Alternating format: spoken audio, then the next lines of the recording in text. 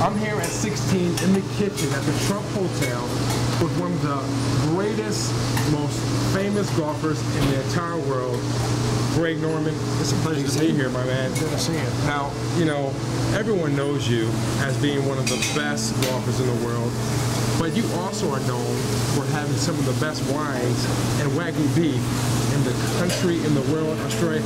How does that success translate over to launching some great products like this? I think it's understanding being the living brand, and it's taken 18 years for me to get my company to where it is today, and I think I've only reached 10% of its capacity. But when you are the living brand, and your names are on bottles, or your name's on beef, your name's on golf courses, real estate, you actually got to live that brand. The Wagyu beef is a special type of beef. You just can't throw it on the grill and expect great results. Right? No. Do you have a favorite recipe that you prepare your Wagyu beef with? You know what? I like mine as plain as I can get it. Really? I really do. I don't put any sauces with mine. I accent it with some tomatoes and crispy shallots, but I really don't put a whole lot into it. I've actually sat down at a meal and just had the beef, really? Nothing else. Beef and a good glass of wine, right. And go with that. So it really is up to the individual and the palate to get. But the beef speaks for itself, right. And you got to let the beef speak for itself. But you're right, there's an art of preparation.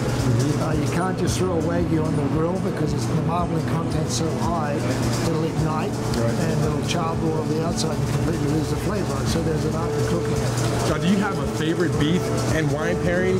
Favorite Wagyu beef and Greg Norman wine? Yeah, actually, probably this wine here, which is our Shiraz Reserve. Okay. This actually got voted number 8 wine in the world. Wow. So this wine, I'm a heavy red guy. I'm a Cab Sav, I'm a Shiraz guy. Even though I like a Pinot or a Zinfandel, but I like the beefiness in the body. And the wine really does help pull out the flavor of the beef along the way. Now all your friends come over and they want to have your Wagyu beef. Right. What do they say to you? They call you up and say, "Hey Greg, what's up with the Wagyu beef?" Well, it's good. Yeah, if I call them up and say, "Hey, do you want to come over for a barbecue?" They say, "Well, you're going to have the Wagyu." So if I said no, I'm just going to have a regular piece of beef, they'll probably say, "No, I'm not going to come over." Well, from the golf course to the wine to the Wagyu beef, I'm looking forward to trying the wine and the Wagyu beef. Here's to you. Yeah, well, I'm going to have a nice cold beer before I have a nice good wine. You can do that. You're Greg Norman. You can do whatever you want. Cheers, folks. Cheers, DC. Right. Thanks, mate. It was a pleasure. You got it. All righty. Try this wine. I'm here with Frank Brunacci, the executive chef at 16, and Frank is actually the man here. Frank, we talked a few years ago. That's right. You know, and you have some tremendous food, some tremendous talents, but you have to be very talented in order to prepare this Wagyu beef. So why don't you walk me through how you would prepare this special beef that Greg Norman? Well, I tell you, first off, you know, we're so honored to have Greg Norman with us today, and then he's bringing his own meat with him. So, you know, beat that, right? For us to cook it, you know, there's so much marbling in a Wagyu beef, and what Greg does with his cattle over there, and he feeds it for like 500 days on the cattle. But there's so much marbling. If you look at that, you know, when you get your ground meat in the supermarket, and it says, you know, 70% is lean and 30% is fat.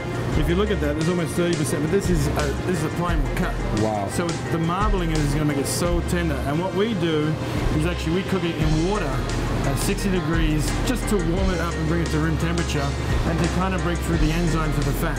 So then when we sear it, you get the crispy on the outside and you get the soft center. So when it actually breaks on your palate, it explodes with all the fat. Wow. And how long does it take to prepare this special beef right here, to cut like this? Well, you know, we probably put this in the water for about 40 minutes at 60 degrees. Or you can leave it at room temperature in a certain, you know, place just to kind of break it down a little bit. It's about 40 minutes at 60 degrees, and then we'll sear it. Oh, that'll take 3 seconds. Wow. Pretty much. Now we're going to have some really good dishes you're preparing today. Absolutely. Can you tell me about a couple of those dishes that you're making? Yeah, for sure. We're going to start off with a little beef tartare. Beef tartare? Yeah, a little egg puree. Gotta love that. A little smoked paprika crisp.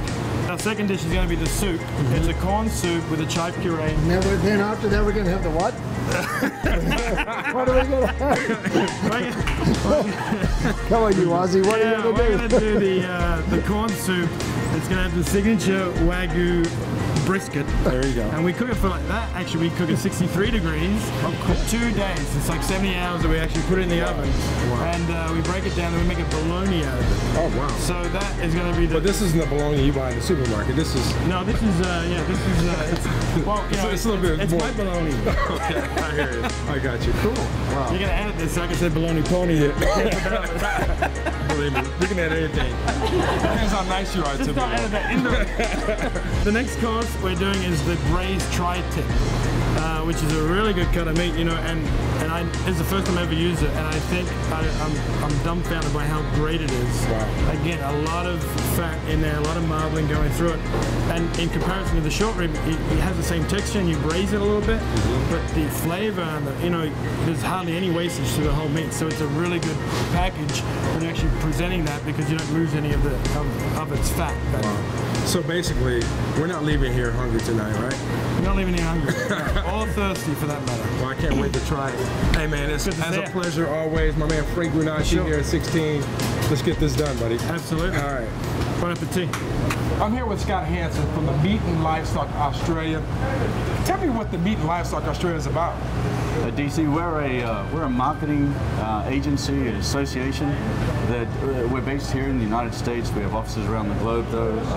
Our job's really to take the passion that gets put into beef by Australian cattle producers and help tell that story and market that to consumers around the globe. What does Wagyu mean? Is there a Wagyu like that you cut off when you're trimming the meat, or what? Well, Wagyu is actually Japanese for beef. It's a breed that's been perfected in Japan, and it really is.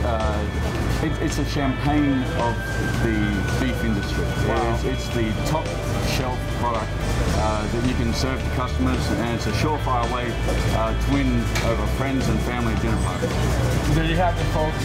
The Wagyu beef is the champagne of beef. So we might as well go eat some champagne and drink some champagne while we do that. That sounds like a great idea. All right, let's do it. Thanks, DC.